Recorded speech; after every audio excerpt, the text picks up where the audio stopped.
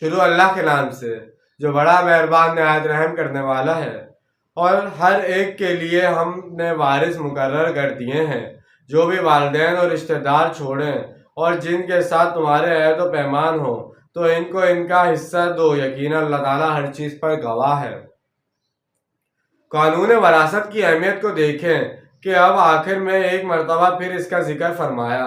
ایک نیا مسئلہ ہی پیدا ہو گیا تھا کہ جن لوگوں کے ساتھ دوستی اور بھائی چارہ ہے یا مواقعات کا رشتہ ہے، مدینہ منورہ میں رسول اللہ صلی اللہ علیہ وسلم نے ایک انصاری اور ایک مہاجر کو بھائی بھائی بنا دیا تھا، تو کیا ان کا وراثت میں بھی حصہ ہے؟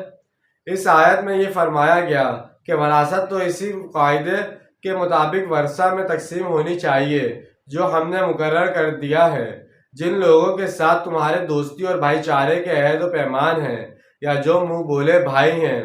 یا بیٹے